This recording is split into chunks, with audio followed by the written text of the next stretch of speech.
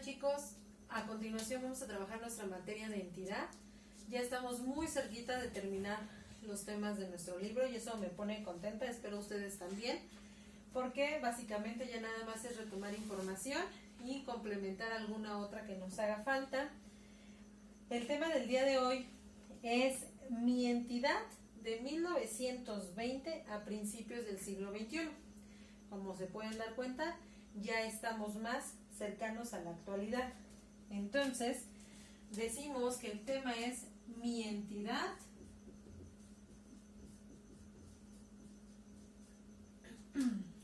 de 1920 a principios del siglo XXI. A principios del siglo XXI. Vamos a hablar de la división política o de la división territorial que tenía como tal la Ciudad de México en específico en ese entonces, y nos dice principalmente que la Ciudad de México en 1928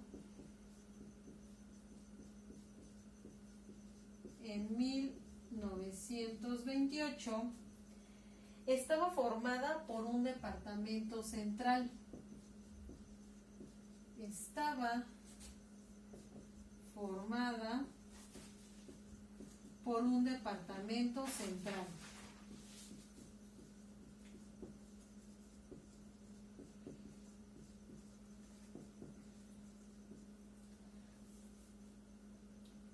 Y únicamente en ese periodo de tiempo estaba formada por el departamento central y 12 delegaciones. Y aquí hubo una cuestión importante. Así como surgieron cambios en el ámbito de la economía, de los servicios y demás, en cuestión de división territorial o de delegaciones, también la Ciudad de México, como le llamamos, tuvo varios cambios. La primera de ellas fue eso. En 1928 estaba conformada por un departamento central y únicamente 12 delegaciones. Después, para el año de 1941, cambió su división política cuando el departamento central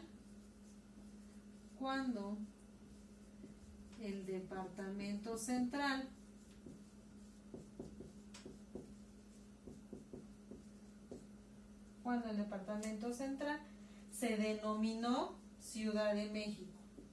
Eso es importante. Se denominó Ciudad de México.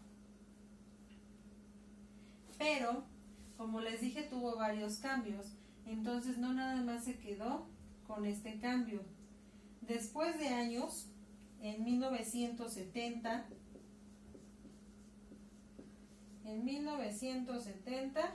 cambió nuevamente y el territorio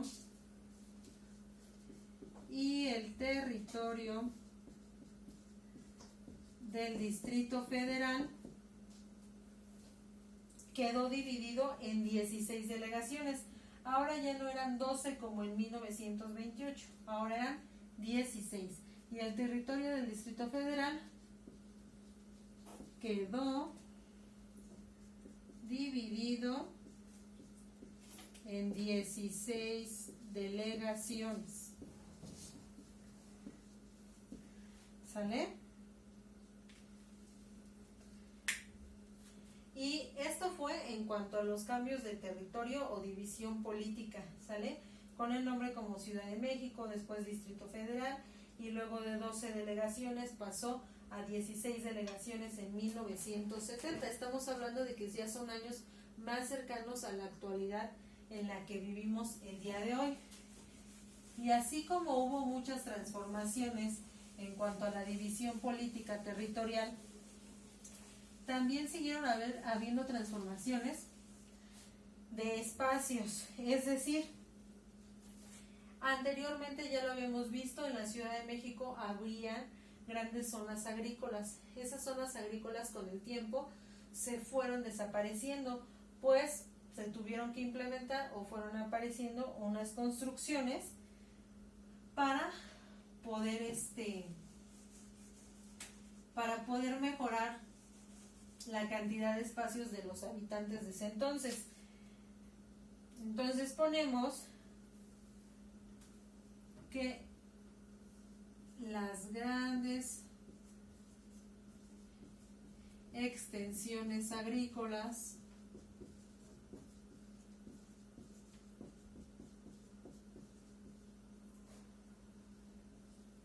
se fueron desapareciendo debido a la construcción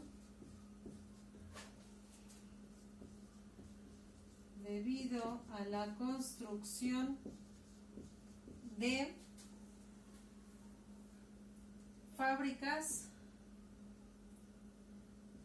fábricas,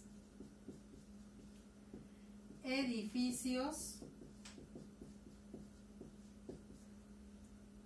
y colonias. Como ya habíamos visto anteriormente, ya habían surgido algunas colonias, pero para los años que estamos trabajando ahorita, después de los 1970, obviamente ya había más población y era necesario construir más colonias donde pudieran habitar las personas. ¿Sale? Y en cuanto a la construcción de edificios y fábricas, es importante señalar que a principios del siglo XX,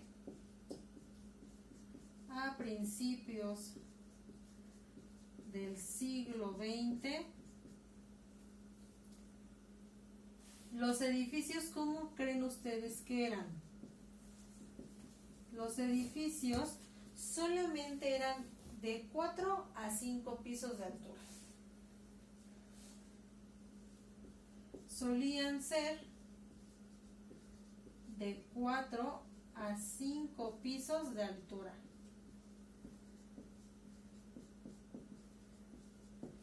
¿Por qué? Porque anteriormente en las principales colonias o calles de la Ciudad de México únicamente se podían encontrar casas, obviamente casitas muy pequeñas por la economía y por el tipo de población, pero cuando empezó a crecer la población y a surgir la necesidad de tener lugares para colocar o para que habitaran las personas, se pensó en la necesidad precisamente de construir edificios, pero estos edificios eran algo totalmente novedoso tanto para los arquitectos como para las personas, porque no había como tal en la Ciudad de México.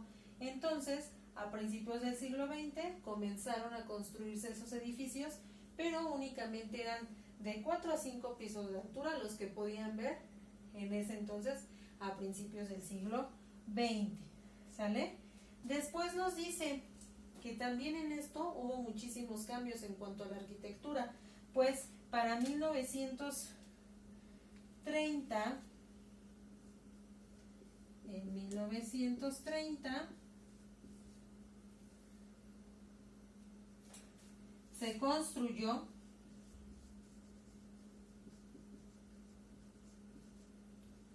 el primer edificio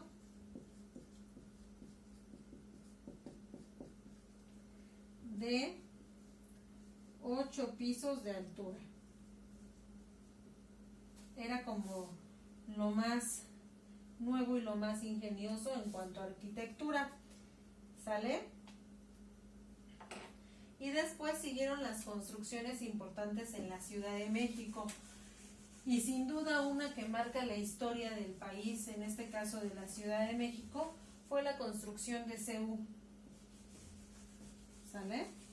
Entonces, vamos a colocar como siguiente punto importante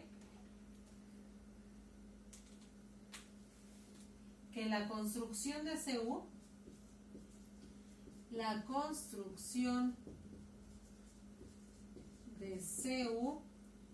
fue una de las aportaciones una de las aportaciones más importantes de la arquitectura, es decir, de la construcción, más importantes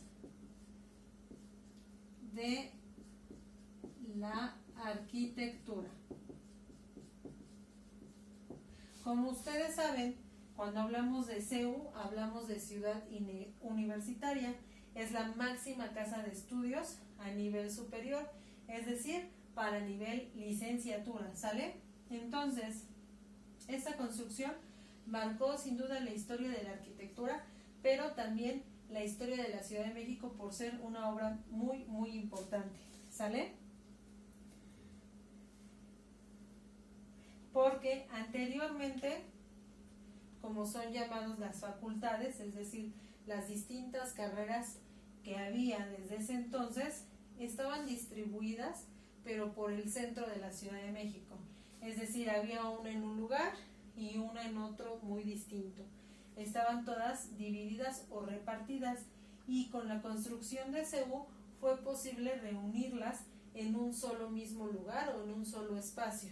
Es por eso que se denomina ciudad universitaria, porque en un solo mismo espacio están colocadas todas las facultades que tiene la universidad. Esto fue para el año de 1950. En 1950 se logran ubicar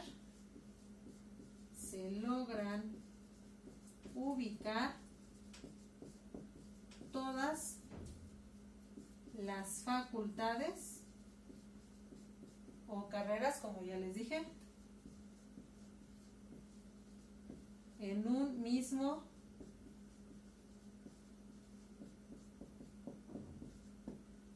sitio. Esto ya fue en el año de 1950.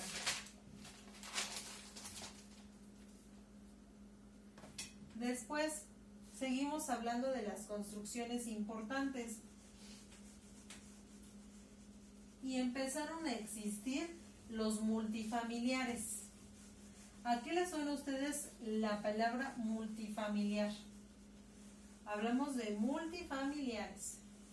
Para empezar, es una palabra que está en plural, pues abarca más de uno, ¿no? Entonces, cuando hablamos de la construcción de multifamiliares, hablamos de la construcción de edificios o de unidades, es decir, de varios edificios que forman una unidad y a su vez una colonia para que habitaran las personas. Como los habitantes cada vez fueron siendo más, se vio la necesidad de construir más y más edificios para que en un solo edificio pudieran habitar más personas, aunque fueran espacios más reducidos. Anteriormente, como ya les había comentado, habitaban en casas, pero fue necesario la construcción de edificios, específicamente de multifamiliares, donde en un mismo edificio habitaran distintas familias. Por eso se denomina así, multifamiliar, porque vivían varias familias en un mismo sitio, es decir, en un mismo edificio o en una misma agrupación de edificios. ¿Sale? Se construyeron entonces multifamiliares. Se construyeron multifamiliares.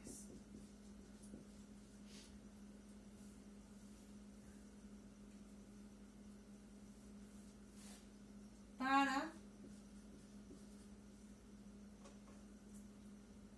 lograr que más personas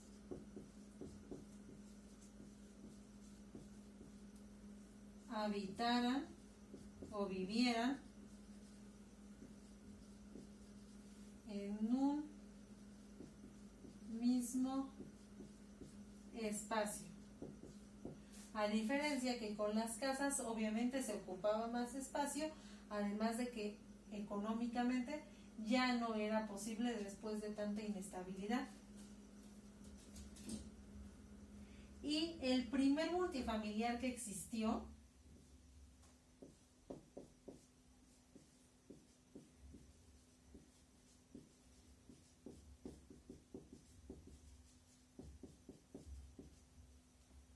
se construyó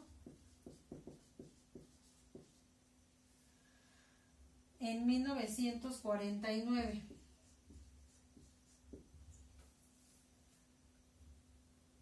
¿Sale? Y bueno, a partir de 1950 a 1949, como ya vimos, surgieron distintas construcciones importantes. Y en 1950 ya vimos que se pueden reunir las facultades en CEU, pero además también se construye la Torre Latinoamericana, que sin duda es una construcción que representa a nuestra Ciudad de México, además de que es muy visitada y muy conocida también por los turistas. Construcción de Torre Latinoamericana, ¿sale? Con 138 metros de altura y 45 pisos. Hasta este año, hasta los 1950, esta construcción de la Torre Latinoamericana era la más grande de toda la Ciudad de México, pero después se construyó la Torre Mayor,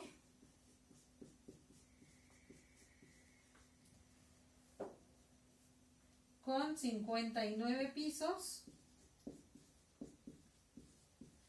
y 225 metros de altura, es decir, muchísimo más que la Torre Latino. Entonces la Torre Mayor pasó a ser la más grande de la Ciudad de México, ¿sale? Y después, chicos, viene cambios también en el transporte. Anteriormente ya habíamos visto que se empezaron a implementar vías de ferrocarril para transportarse de una entidad a otra de una manera más rápida, pero hablando específicamente de la Ciudad de México, como ya había más personas, fue necesario implementar un transporte que pudiera trasladar a personas, pero en mayor cantidad, es decir, un mismo transporte que trasladara a muchas personas a la misma vez o al mismo tiempo, ¿sale? Entonces ponemos que fue necesario implementar transporte para trasladar a más personas al mismo tiempo.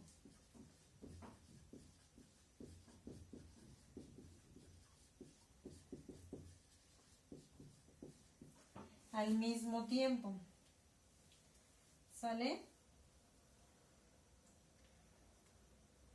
Y bueno, es importante decir que no nada más era para las personas que ya habitaban en la Ciudad de México, también con las carencias económicas y sociales que se tenían en ese entonces, muchas personas migraron, es decir, salieron de su lugar de origen o de su entidad de origen para venirse acá a la Ciudad de México. Entonces, con las personas que ya habitaban aquí, que habían nacido aquí, que habían crecido aquí, a eso aumenten en las personas que vinieron de otras entidades o de otras ciudades a vivir y a trabajar aquí. Entonces, obviamente ya eran muchísimo más.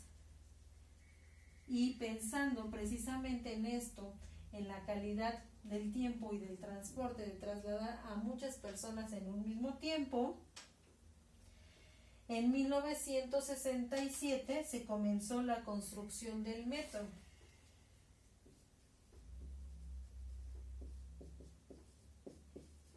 Que sin duda es el transporte que hasta hoy en la actualidad es quien más transporta personas en un mismo tiempo y en una menor cantidad de tiempo. En 1967 comenzó la construcción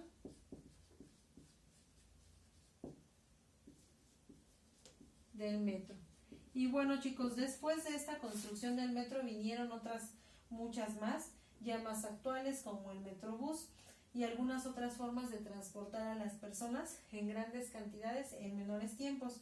Pero los puntos que ahorita vimos, en lo personal me parecen los más importantes, porque vimos cambios en cuanto a la construcción de edificios y de lugares para que las personas habitaran.